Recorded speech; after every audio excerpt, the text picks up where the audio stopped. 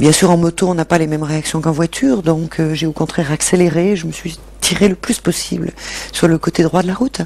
Et ça a été ma dernière vision terrestre. Ensuite, j'ai vu mon accident d'en haut. Durant l'opération, je me suis trouvée à la hauteur du plafond. J'étais sortie de mon corps, je voyais de tous les côtés à la fois. Et j'éprouvais vraiment un sentiment merveilleux d'exister sans mon corps.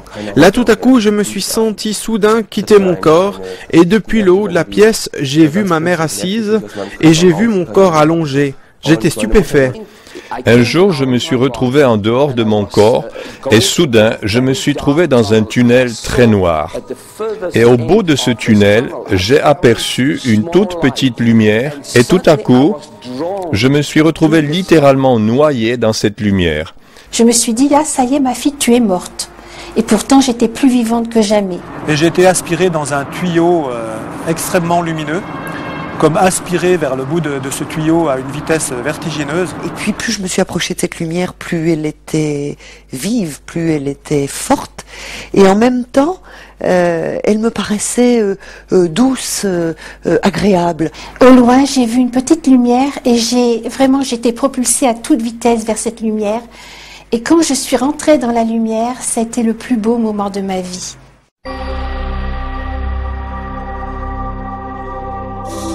La mort est un mystère. Elle tourmente l'homme et n'épargne personne. Un jour, elle nous saisira tous entre ses griffes. Aujourd'hui, de plus en plus de gens demandent que leur corps soit incinéré. Mais est-ce que tout est fini pour toujours? Peut-on réellement croire à la survie de l'homme après la mort? Pour les Grecs, la mort n'était que la disparition de l'homme mortel et l'âme était immortelle. Pour Platon, l'âme s'échappe du corps au moment de la mort et passe dans un paysage étincelant avant d'affronter le jugement où sa vie se déroule devant elle. Pour Socrate, au moment d'affronter la mort, l'âme va dans un autre pays pour passer l'éternité en compagnie de Dieu. La plupart des groupes bouddhistes enseignent l'existence du paradis. En Afrique, on croit à l'existence spirituelle du défunt. Les musulmans croient que ceux qui honorent Allah pourront pénétrer au paradis. Dans la Bible, Jésus-Christ enseigne que l'existence consciente se poursuit après la mort. Il promet au bon larron crucifié d'entrer sans attendre, le jour même de sa mort, dans le royaume. Paul dit aux Philippiens, « Je préfère mourir et être auprès du Christ ». Ce reportage jette un éclairage nouveau sur la question essentielle. La mort est-elle la fin d'une vie ou le commencement d'une autre ?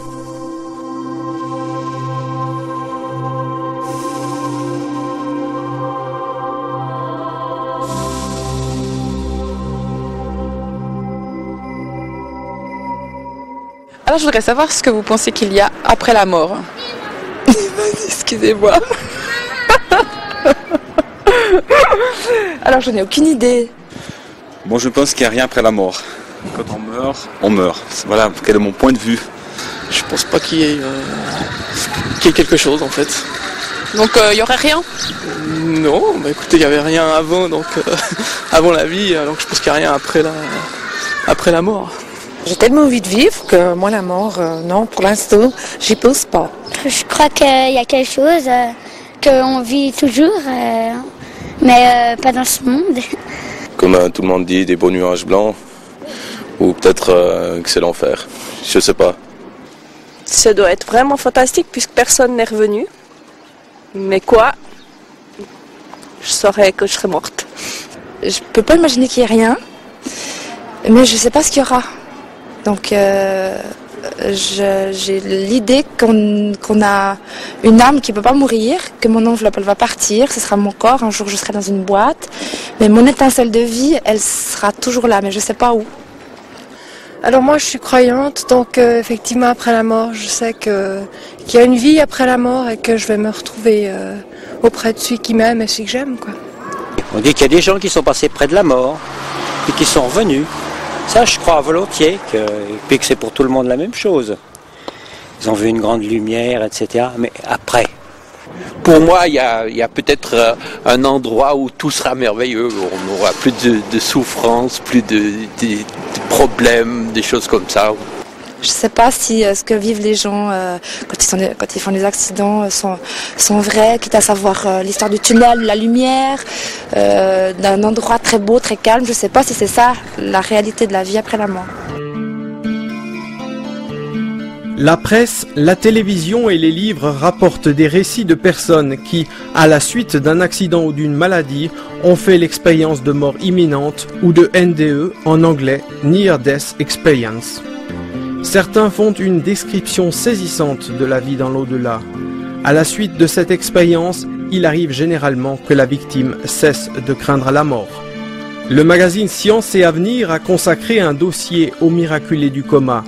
Et il conclut que les expériences de mort imminente obligent les scientifiques à repenser la localisation de la conscience. Le magazine cite en particulier les études réalisées aux Pays-Bas par le professeur Pim van Lommel. Sur 344 patients victimes d'infarctus, 18% ont vécu l'expérience de mort imminente.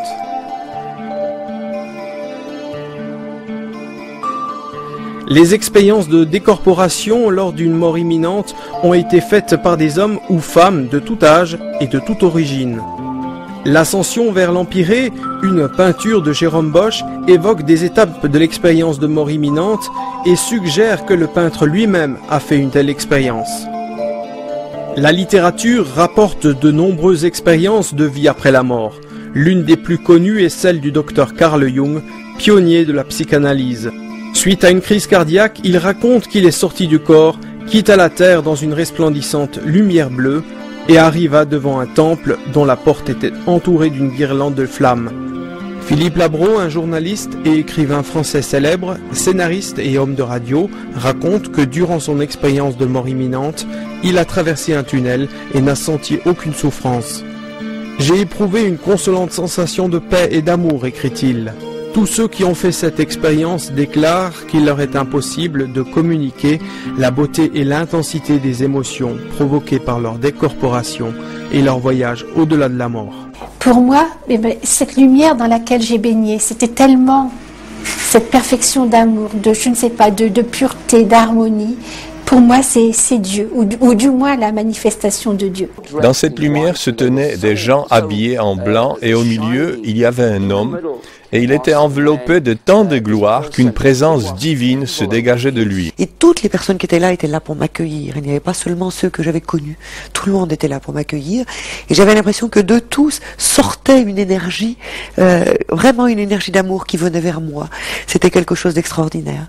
Un être est venu vers moi et m'a demandé « Comment as-tu aimé et qu'as-tu fait pour les autres ?» Et Jésus m'a souri en secouant la tête et m'a dit « Ce n'est pas encore le moment pour toi. Cette fois, tu dois encore retourner. » Pour moi, c'était un coup dur, une déception, le pire de ce que j'ai jamais vécu. Je me rappelle être passé par ma tête. Je suis rentrée chez moi, dans moi, en passant par ma tête, et je rentrais en moi comme dans une chaussette. Je n'ai absolument plus peur de la mort. C'est quelque chose qui me semble faire partie d'une continuité de la vie. Depuis cette expérience, je sais que notre conscience survit à la mort. Je sais que tout de suite on vit que c'est quelque chose de merveilleux.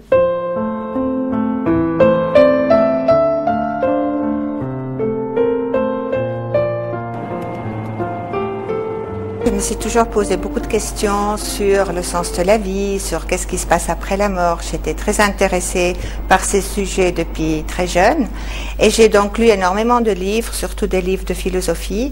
Et un peu par hasard, je suis tombée sur le livre de Moody et j'ai été tout de suite complètement fascinée, non pas tellement par son interprétation qui est un peu lacunaire, mais surtout par les témoignages. Et je me suis dit tout de suite que les réponses à mes questions existentialistes étaient certainement contenues dans ces témoignages, mais il me manquait un éclairage scientifique. Je voulais savoir qu'est-ce qu'un physicien pense, un biologiste, un psychologue.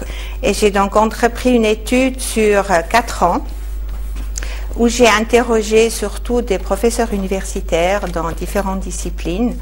Et j'ai fait donc ce livre qui s'appelle D'une vie à l'autre, qui a d'ailleurs très bien marché. J'étais très contente parce qu'il était publié en tout dans 11 langues, dont le chinois. C'était peut-être la traduction la plus étonnante, en allemand, en français, en italien, etc.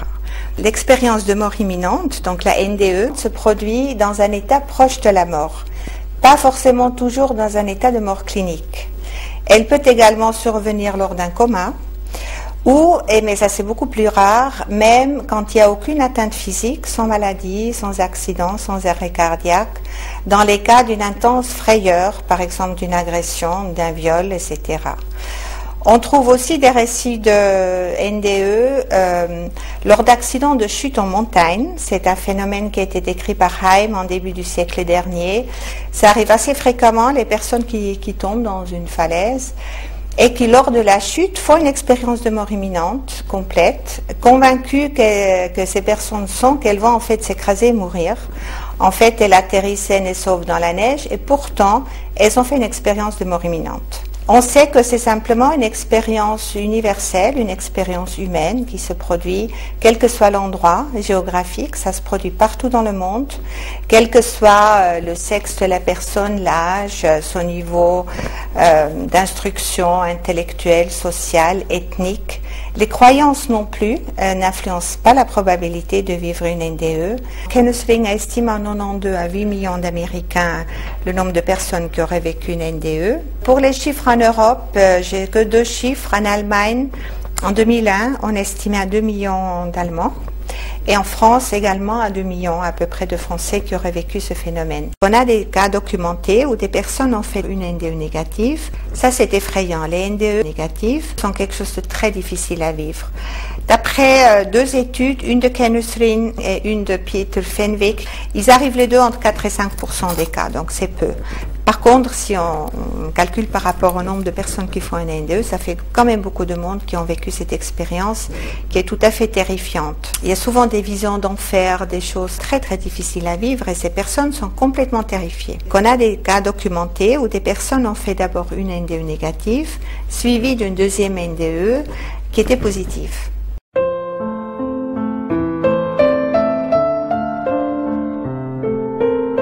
Während 20 Jahren lebte ich mit einem Fuß in der Welt und mit einem Durant 20 ans, j'ai vécu avec un pied dans le monde et l'autre dans l'Église. À cette époque, j'ai transgressé les 10 commandements alors que je me disais chrétienne. À cela, vinrent s'ajouter des expériences sexuelles et perverses, ainsi que de l'occultisme. Mon mari m'était de plus en plus infidèle. Alors, ma réaction fut d'en venir à la sorcellerie, pour lui souhaiter un accident, une maladie. J'ai même été jusqu'à lui souhaiter la mort. Qui sème le vent récolte la tempête. J'ai été transportée à l'hôpital en ambulance comme lors d'un accident. Le diagnostic établi a été grave dépression. Après 10 jours, je me suis retrouvée mourante. Je m'aperçus alors que mon esprit et mon âme étaient attirés hors de mon corps. Une fois sortie de mon corps, je me suis retrouvée dans un lieu ténébreux.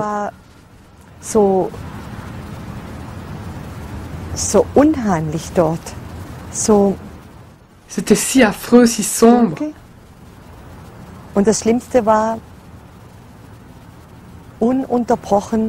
Mais le pire, c'était d'entendre des pleurs et des douleurs incessantes. Ici, sur cette terre, il y a aussi des pleurs et des lamentations. Mais là-bas, c'est encore plus fort. J'ai également vu des démons. Ils allaient, venaient, et leur tête avait 2 yeux, qui bougeaient sans cesse, dans tous les sens. Ils se rapprochaient l'un de l'autre et s'éloignaient. C'était absolument dégoûtant à voir. Je n'avais jamais vu quelque chose d'aussi laid.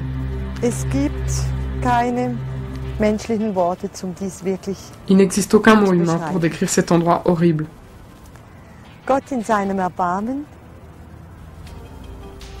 Dieu, dans sa miséricorde, m'a montré Jésus, c'est-à-dire qu'il m'a rappelé à Jésus.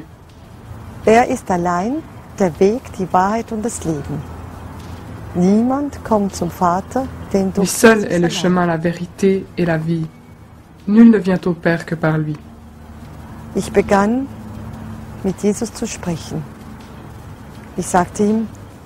J'ai commencé à parler avec Jésus et je lui ai dit, « Je ne veux pas encore mourir, je suis trop jeune. » Alors je me suis mise sous sa protection et je lui ai dit, Que ta volonté soit faite.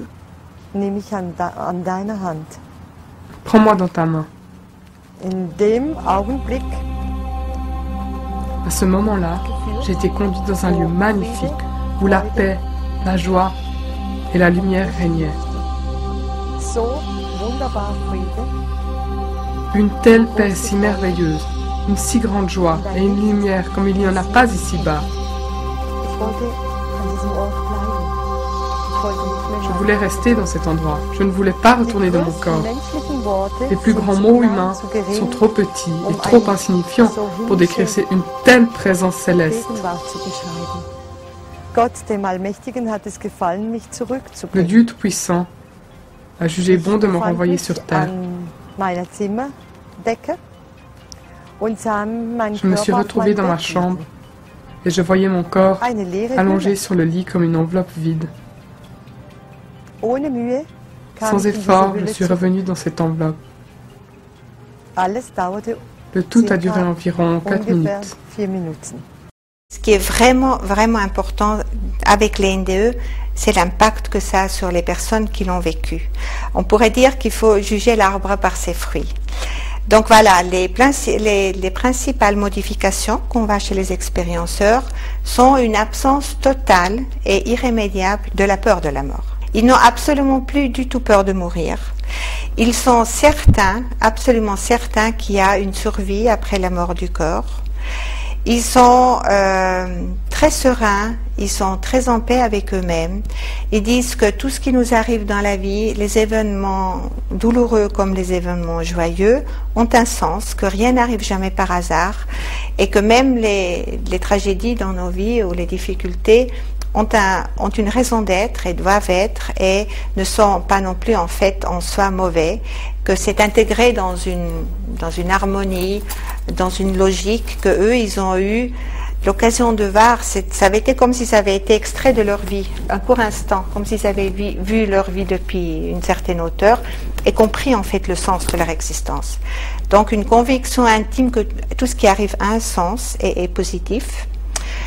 À part ça, ils sont très tolérants, ils ont beaucoup de compassion, ils ont une grande envie d'aider les autres, donc il y en a beaucoup qui changent de profession, qui se désintéressent complètement de ce qu'ils ont eu avant comme statut social, comme, disons, je connais des cas de personnes qui avaient des métiers très bien rémunérés, qui gagnaient beaucoup d'argent, qui vivaient dans de belles maisons.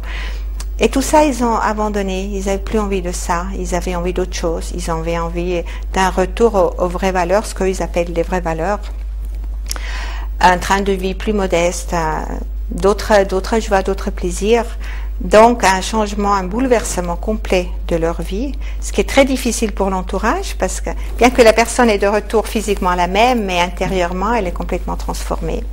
Ce sont des gens qui ont un retour un peu vers ce qu'on appellerait en général, de manière un peu globale, les valeurs chrétiennes, mais avec une liberté absolue, vous voyez. Par exemple, ils vont à l'église, mais si ce que le pasteur dit ne correspond pas à leur intime conviction, ils vont pas le suivre. Ils ont fait en fait l'expérience directe de quelque chose de très important pour eux, et c'est inébranlable.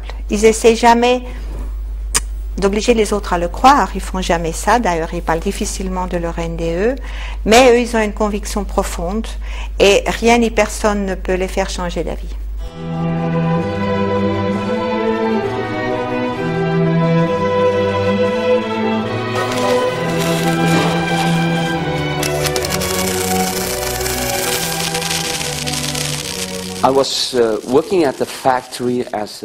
Je travaillais dans une usine en tant qu'opérateur soudeur. C'était en 1968. Un jour, on m'a demandé de terminer un travail rapidement et pour aller plus vite, j'ai posé un des morceaux que je devais souder sur le couvercle d'un conteneur. Et dans le conteneur se trouvaient des produits chimiques qui pouvaient exploser. Et comme je soudais sur le dessus du couvercle, une flamme s'est propagée à l'intérieur du conteneur et il a explosé. Et tout mon corps, en une seconde, a pris feu. Je suis devenu une torche humaine.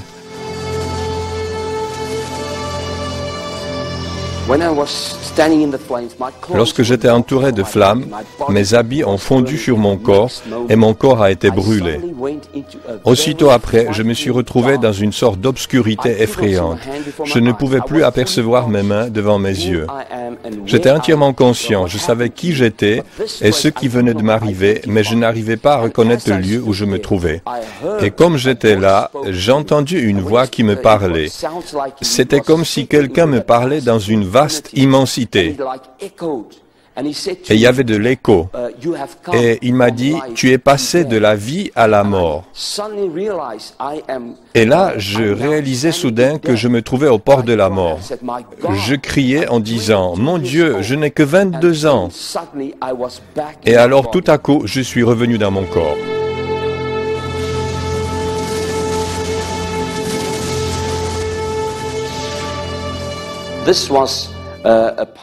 Ça, c'est un morceau du caleçon que je portais ce jour-là. Ça, ce sont les chaussures, les guêtres qui couvraient mes chaussures, comme ça. C'est l'une des deux parties de ma salopette qui me reste. L'autre partie est actuellement fondue et des morceaux ont même fondu dans mon corps.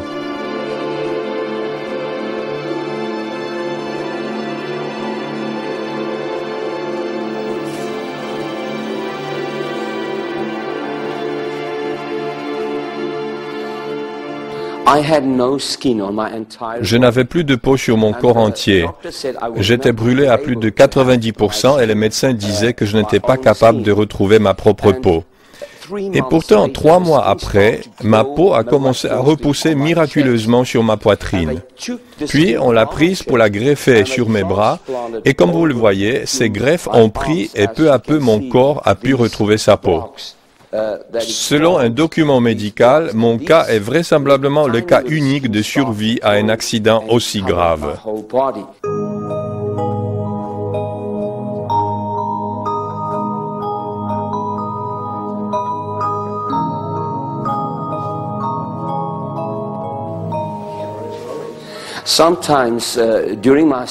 Durant mon hospitalisation, j'ai eu une autre expérience de vie après la mort. Un jour, je me suis retrouvé en dehors de mon corps et soudain, je me suis trouvé dans un tunnel très noir. Et au bout de ce tunnel, j'ai aperçu une toute petite lumière et tout à coup, je me suis retrouvé littéralement noyé dans cette lumière. J'ai regardé autour de moi. Cet endroit était majestueux. C'était une place extraordinaire. J'ai vu descendre 5 rayons de lumière blanche si éclatante. Dans cette lumière se tenaient des gens habillés en blanc et au milieu, il y avait un homme et il était enveloppé de tant de gloire qu'une présence divine se dégageait de lui.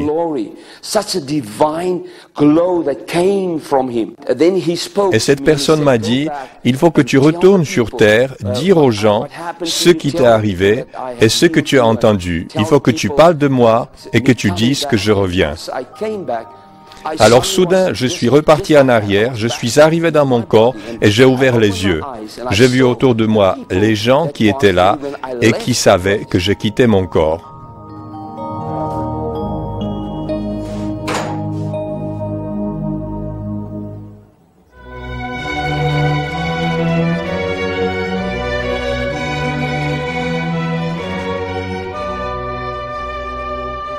Ce que je vais vous raconter m'est arrivé alors que j'avais 34 ans. Nous partions en vacances, nous étions des motards à ce moment-là.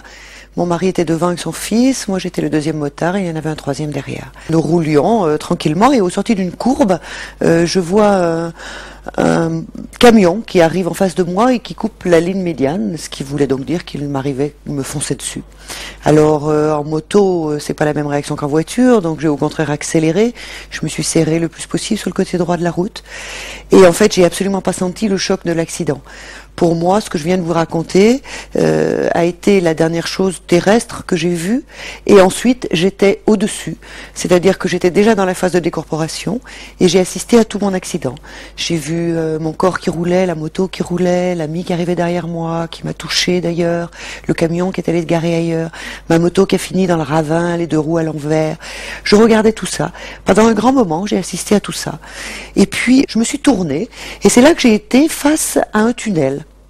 Alors ce tunnel, pour moi, était en forme de cône, donc il était plus étroit en haut et plus large en bas. Je suis rentrée par la partie la plus large.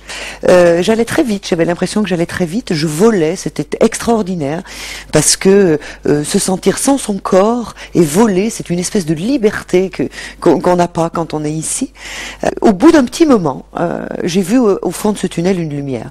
Et puis plus je me suis approchée de cette lumière, plus elle était vive, plus elle était forte, et en même temps, elle me paraissait douce, agréable. Cette lumière, c'est une vibration, ce sont des ondes. Et en même temps qu'être justement cette chaleur et cette douceur, c'est déjà un paradoxe, en même temps elle est amour. Alors ça, c'est très très difficile à faire comprendre, parce que comment expliquer qu'une vibration peut être amour, c'est très très difficile. Mais je l'ai vraiment ressenti comme ça. J'ai baigné dans un amour extraordinaire. En même temps, donc, en face de moi, il y avait des personnes en arc de cercle, et donc je me suis avancée vers elles, bien sûr. Je voyais pas, j'étais un petit peu loin au départ, donc je voyais pas qui était là. Et puis je m'y suis approchée, et puis c'est détaché au bout d'un petit moment, alors que je m'en approchais, que je commençais à voir les visages, à voir qui était là.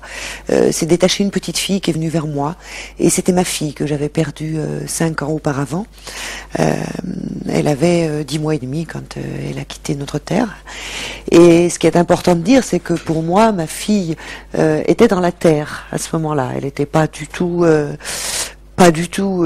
avec Dieu, parce que j'étais athée. Elle était vraiment dans la terre. Son petit corps était mangé par les vers, et c'était quelque chose d'insupportable. Et je l'ai retrouvée, elle est venue vers moi, je l'ai tout de suite reconnue.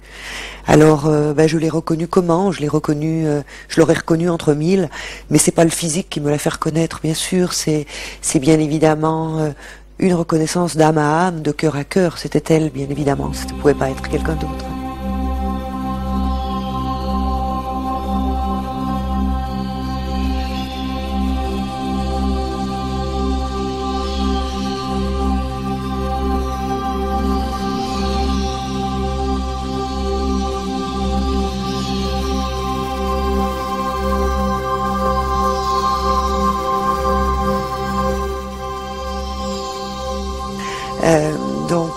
On s'est serrés dans les bras l'une de l'autre, on s'est retrouvés, il y a eu un échange d'amour, bien sûr, extraordinaire.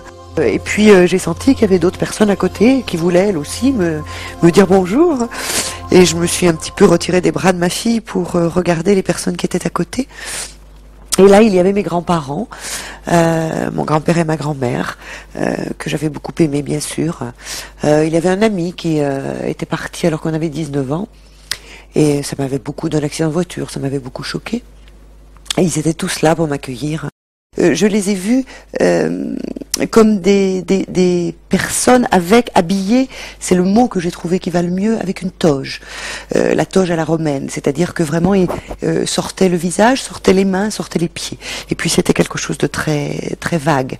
Les visages étaient assez bien, assez clairs, les mains déjà un petit peu moins, et les pieds étaient très très flous, très évanescents. Mais tout ça était très flou. Dans l'au-delà, il n'y a pas pour les corps de matérialité comme ce que l'on connaît ici, nous. Donc les corps étaient très flous. Par contre, bien sûr, j'ai reconnu les visages. Ma petite fille, justement, avait grandi. Elle est partie de notre terre à 10 mois et demi. Je l'ai retrouvée, elle aurait eu 5 ans et demi d'âge terrestre. Elle avait la taille d'une petite fille de 5 ans et demi. Mes grands-parents, qui étaient partis plus âgés, je les ai retrouvés avec un physique plutôt plus jeune.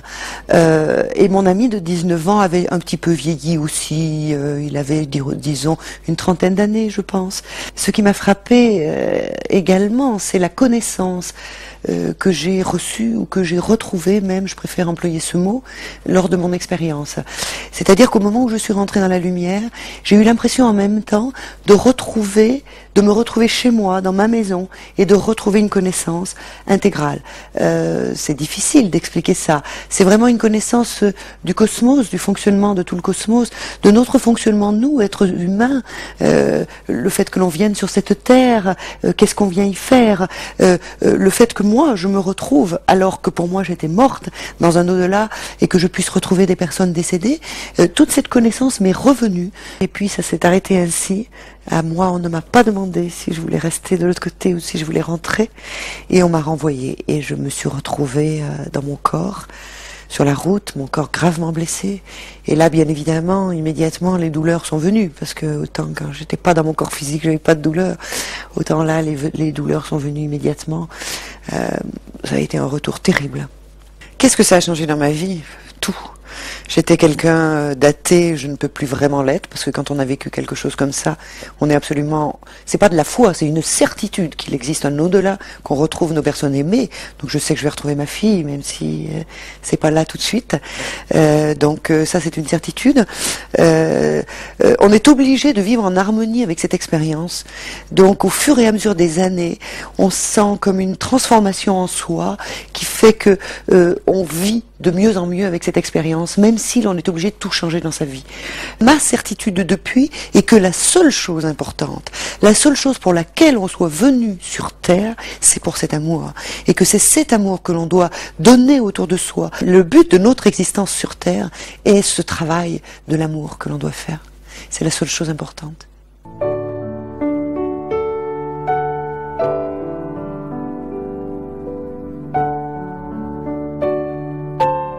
En 1981, alors que j'étais pasteur depuis peu de temps dans la paroisse de Saint-Blaise-aux-Trives et que j'étais au début de mon ministère pastoral, puisque je suis, comme on appelle, en vocation tardive, eh bien, je reçois un téléphone d'un homme qui me connaissait un peu et qui me dit « Voilà, nous ne sommes pas de la paroisse, mais mon épouse est à fin de vie à l'hôpital des Cadoles. Est-ce que vous pourriez la visiter ?» Je me suis mis en route pour aller au Cadoles. Je suis entré ainsi dans cette chambre d'hôpital, vraiment dans une certaine misère intérieure, me dire mais qu'est-ce que je vais apporter à cette personne, moi qui suis en bonne santé. Et d'abord ma première surprise, c'est de trouver une personne qui était dans une paix profonde, une paix qui émanait de son visage. Nous avons échangé quelques mots, et puis elle m'a parlé de sa situation. Elle m'a dit écoutez, il faut que je vous dise. Oui, je suis à fin de vie. Mais il y a 14 ans, j'ai eu un tragique accident et je suis morte cliniquement. Et puis là, j'ai vu le Seigneur Jésus. Et il m'a dit, j'aimerais que tu retournes sur la terre pour 14 ans. Et maintenant, je suis bien sûr revenu sur la terre, retrouvé une pleine santé, mais ce temps de 14 ans est maintenant écoulé. Je sais que mon temps sur la terre est terminé, alors je vous confie ceci. Je suis triste ô combien de quitter mon mari, mes enfants, mes amis, ma famille, mais vous ne pouvez pas savoir la joie qu'est la mienne de retourner là où j'ai été pour un court instant. La Bible nous parle aussi d'expériences qui sont du type de la vie après la vie. Par exemple, l'apôtre Paul dit « Je connais un homme qui a été ravi au 3e ciel. » Est-ce que c'était dans son corps ou sans son corps? Est-ce que c'était en esprit? Je ne sais pas exactement. Mais cet homme a vu des choses dont il n'est pas possible vraiment de parler avec des mots humains.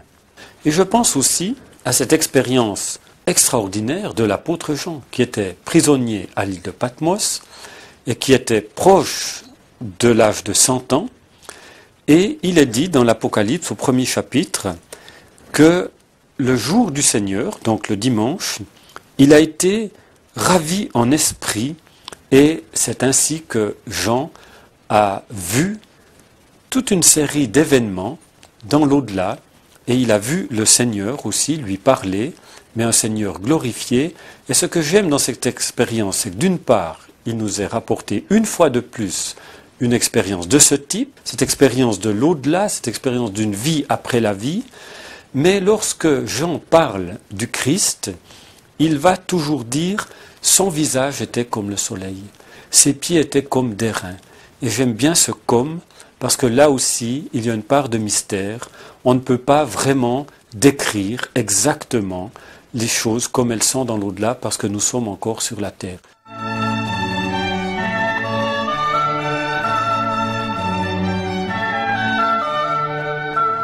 Dans la Bible, on sait qu'il y a non seulement le monde visible dans lequel nous sommes, et qui est un monde passager, mais qu'il y a aussi un monde invisible qui normalement n'est pas perceptible à nos sens, mais qui peut, dans certaines circonstances, devenir sensible et visible. Et je pense par exemple à ce moment assez étonnant où Pierre, Jacques et Jean sont avec Jésus sur la montagne de la Transfiguration, où d'abord Jésus semble être profondément changé puisque son vêtement devient blanc comme la neige, mais surtout une partie du monde invisible devient visible aux yeux de Pierre, de Jacques et de Jean, et ils voient effectivement Moïse et Élie qui s'entretiennent, donc sans doute ils entendent même ce qui se dit avec Jésus. Pierre sera profondément bouleversé et dira d'ailleurs, est-ce que je dois construire quelques tentes, une pour Jésus, une pour Moïse, une pour Élie, et finalement ils ne verront plus que Jésus seul. Donc là, le monde invisible, quelques instants, est devenu visible. On retrouve ça déjà dans l'Ancien Testament, où à un moment donné, les Syriens entoure la maison du prophète Élisée pour le capturer, et le serviteur d'Élisée est effrayé, et alors Élisée, qui lui reste extrêmement calme, prie et demande à Dieu de lui ouvrir les yeux, et à ce moment-là, tout à coup, ce serviteur voit que derrière les soldats syriens, il y a comme une sorte d'armée. En tous les cas, il y a là des milliers d'anges qui sont prêts à intervenir et qui interviendront d'ailleurs, mais d'une façon très belle, pour sauver Élisée. Voilà donc déjà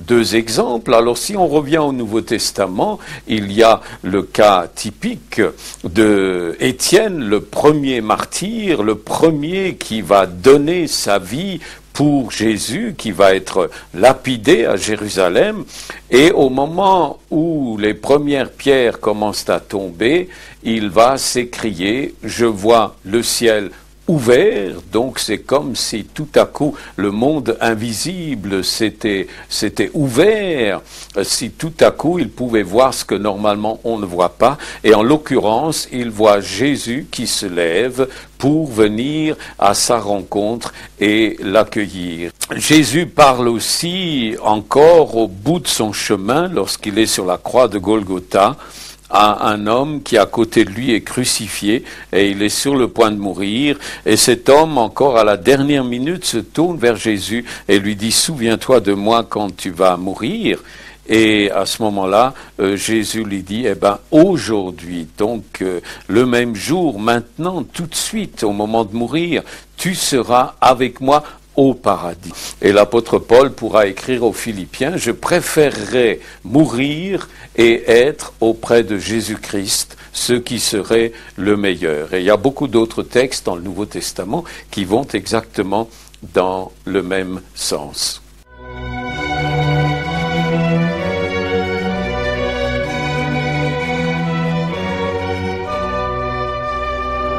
Ce que je vais vous raconter concerne une expérience qui m'est arrivée il y a 40 ans alors que j'avais 12 ans. Je me suis rendu à la piscine municipale de Thonon-les-Bains et à l'époque je ne savais pas nager. Je me suis mis dans le grand bain, je me suis écarté du bord et malheureusement ce qui devait est arrivé, c'est que j'ai perdu pied et j'ai commencé à couler. Et après un assez long moment, après avoir ingurgité pas mal d'eau, je me suis noyé en fait. Et à ce moment-là, j'ai l'impression d'avoir franchement perdu connaissance et j'ai été j'ai eu cette expérience qui a consisté à voir défiler toutes les principales périodes de ma vie pendant un temps très rapide. Et donc toutes les scènes étaient enchaînées les unes aux autres comme dans un film, avec les sons, avec toutes les sensations, toutes les émotions. Et au bout d'un moment, cette partie s'est terminée et j'ai été aspiré dans un tuyau extrêmement lumineux, comme aspiré vers le bout de ce tuyau à une vitesse vertigineuse. Et ce qui était assez caractéristique, c'est que cette lumière vers laquelle j'allais était extrêmement puissante, extrêmement lumineuse, mais malgré tout semblait totalement inoffensive et plutôt bienfaisante, plutôt apaisante. Et donc ça a duré un assez long moment, mais qui finalement n'a duré probablement que quelques secondes. Et après ça, donc, je suis revenu à moi-même parce que, heureusement, un maître nageur m'a repêché. Et donc, je me suis retrouvé allongé sur le sol avec beaucoup de personnes qui me regardaient et qui étaient un peu estomaquées de voir quelqu'un qui avait pu se noyer devant eux. Alors, ce que j'en retire après pas mal d'années, puisque ça fait 40 ans que c'est arrivé, eh bien, finalement, je n'ai absolument plus peur de la mort. C'est quelque chose qui me semble faire partie d'une continuité de la vie et j'ai plutôt l'impression que c'est un message que je devrais faire partager aux gens qui n'ont pas connu cette expérience.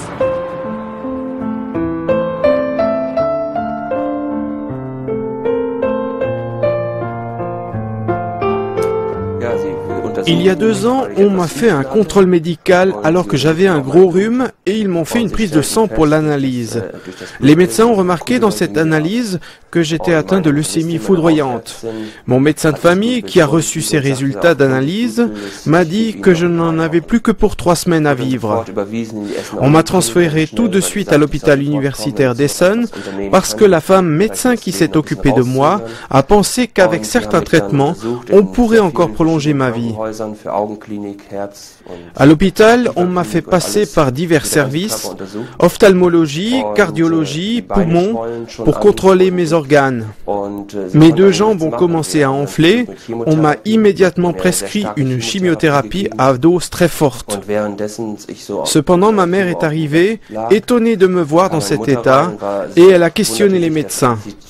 Les médecins ont répondu à ma mère, « Monsieur Braido ne dort pas, il ne ferme pas les yeux, essayez de le calmer. » Ma mère est revenue dans ma chambre et comme nous sommes chrétiens, nous avons commencé à prier car nous croyons en un monde invisible.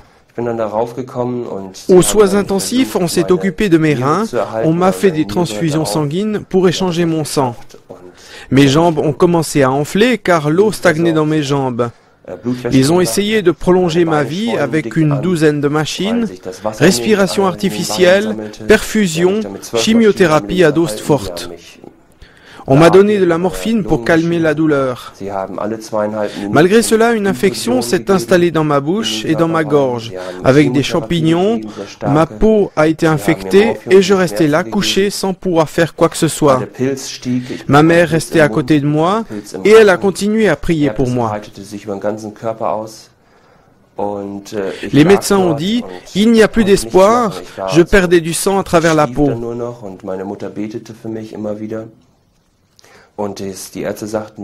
Là, tout à coup, je me suis senti soudain quitter mon corps et depuis le haut de la pièce, j'ai vu ma mère assise et j'ai vu mon corps allongé. J'étais stupéfait.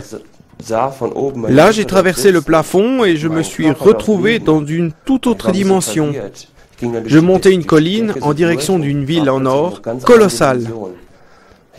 Il semblait que c'était de l'or, mais c'était transparent et en même temps pas transparent. C'est très difficile à décrire. J'ai vu une mer comme en verre, aussi transparente et claire comme du cristal. Et je savais que j'étais au ciel, à l'endroit auquel je croyais toujours, comme la Bible le dit. Je me suis approché de cette ville et le portail de cette ville était fait d'une perle en or, aux dimensions colossales. Ce portail s'est ouvert devant moi et je courais parce que je voulais aller là-bas. Et j'ai vu Jésus dans l'entrée debout, et je lui ai dit, « Me voilà, je suis là. » Et Jésus m'a souri en secouant la tête et m'a dit, « Ce n'est pas encore le moment pour toi. Cette fois, tu dois encore retourner. » Pour moi, c'était un coup dur, une déception, le pire de ce que j'ai jamais vécu. J'ai remarqué quand je suis rentré à nouveau dans ce corps, comme dans un étau, et j'ai regardé à nouveau à travers mes yeux complètement malade, et la maladie était toujours là. Ma mère continuait à prier en disant, « Au nom de Jésus, tu vas être guéri, parce que c'est écrit dans la parole. » Et c'est seulement là que Dieu est intervenu. On est venu dans ma chambre et on a constaté que l'aspect de ma peau a changé et que j'ai commencé à respirer par moi-même, ce qui n'était pas possible avant à cause de l'hémorragie pulmonaire. Durant cette nuit, les professeurs sont venus autour de mon lit en disant « Ce n'est pas possible, il commence à respirer ». Dans les 36 heures qui ont suivi, mon organisme a produit 5 litres de sang neuf, sans qu'il soit atteint par la leucémie. C'était un phénomène pour les médecins. Je quittais les soins intensifs pour retourner dans la chambre avec les autres malades.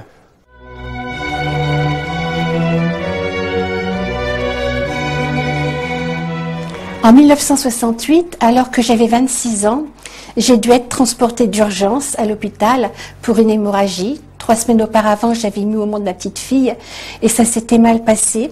Pendant l'opération, puisqu'on a dû me faire une hystérectomie d'urgence, c'est-à-dire l'ablation de l'utérus, je me suis trouvée au plafond. Et ce qui était étrange, c'était que je voyais de tous les côtés à la fois. Et je prenais conscience que je vivais au-delà de mon corps. Je me suis regardée sur la table d'opération, j'étais cadavérique. Je ne me suis pas trouvée belle du tout. Et j'ai entendu le chirurgien qui a dit « Elle me pète entre les mains », ce qui m'a été confirmé 1 mois après par une infirmière. Et après, tout simplement, j'ai pensé à mon mari et mon beau-père qui m'attendaient dans la salle d'attente. Et en pensant à eux, instantanément, je me suis trouvée dans cette salle d'attente et je prenais conscience que je traversais les murs.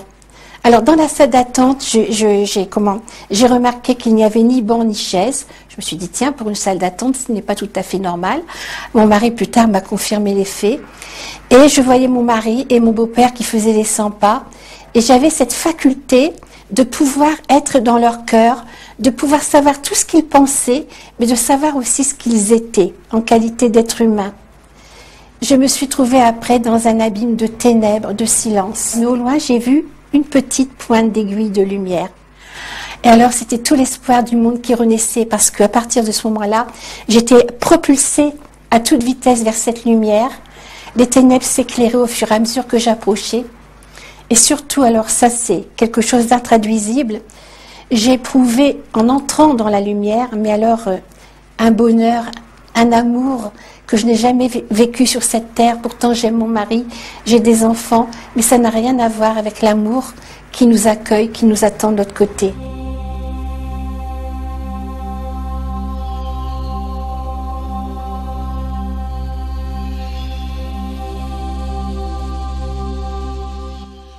Et là, j'ai compris que j'étais une partie de cette lumière, que j'étais éternelle et que je vivrai toujours. Je pense que j'ai même senti ce que voulait dire le mot « je suis ».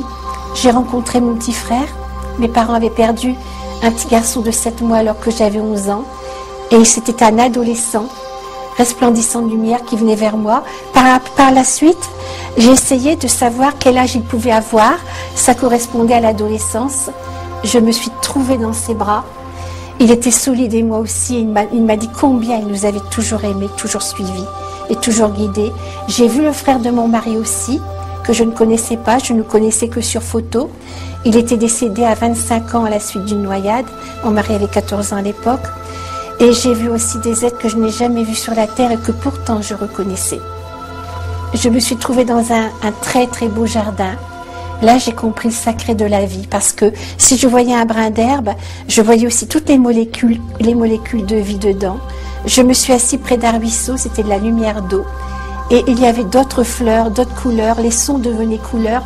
Ça créait une harmonie, c'était magnifique. Un être est venu vers moi, il m'a demandé « Comment as-tu aimé et qu'as-tu fait pour les autres ?» Et on m'a fait revivre ma vie à l'envers, de mes 26 ans à ma naissance. Et je voyais tout ce que j'avais pensé, tous les mobiles de mes actes, toutes mes pensées, tout ce que j'avais ressenti profondément en moi. Et donc, quand j'avais fait quelque chose de bien, ce qui était fantastique, c'était que j'étais dans le cœur de la personne à qui j'avais fait du bien. Et c'est moi qui ressentais le propre bien que j'avais fait. Et quand j'avais été méchante, désagréable, c'est la même chose. On m'a dit que le Christ allait revenir sur la terre, que c'était imminent.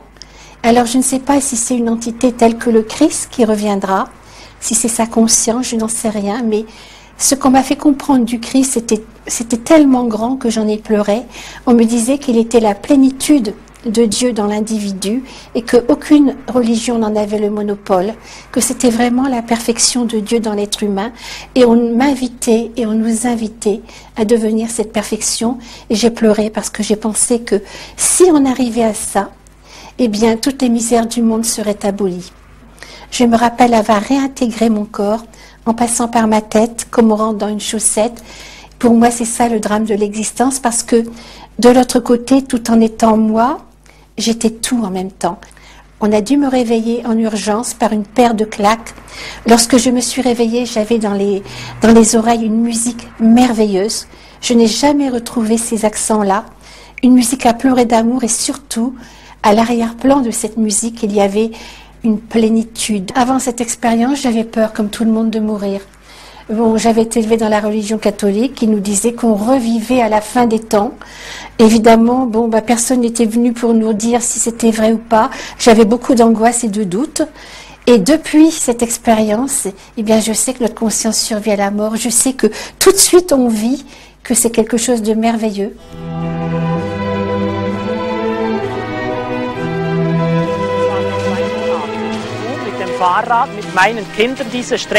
Il y a 2 mois, je roulais à vélo avec mes enfants sur ce chemin ici. Rebecca était assise sur un siège d'enfant, à l'avant du vélo, et tout à coup son pied est entré par inadvertance dans les rayons de la roue avant. Nous sommes tombés tous les 3, la tête à l'avant sur la route. Moi directement, je suis tombé le front sur le goudron. On m'a transporté à l'hôpital avec une commotion cérébrale. Je ne me rappelle plus ni de l'accident, ni du transport à l'hôpital, et je ne me rappelle plus de la première nuit.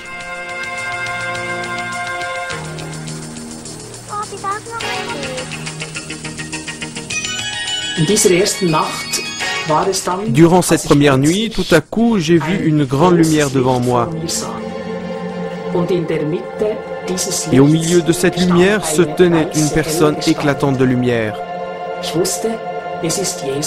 Je savais que c'était Jésus. Et là m'est venue une parole de la Bible comme souvenir. Pour moi, la vie c'est Christ.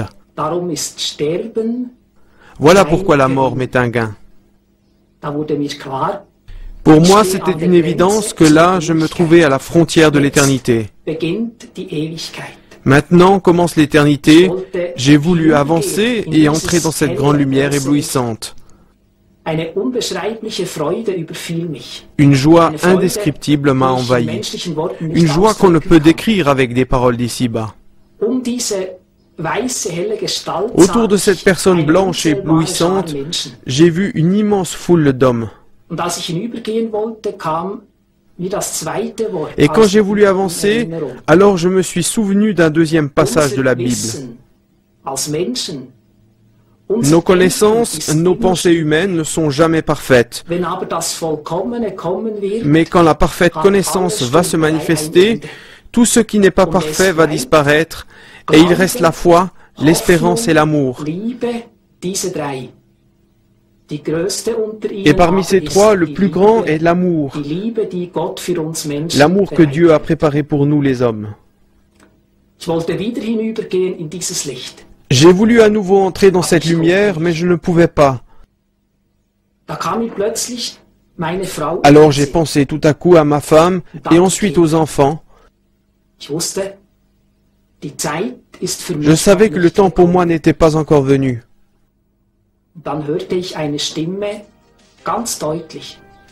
Et là j'ai entendu une voix qui m'a dit très clairement, « Retourne.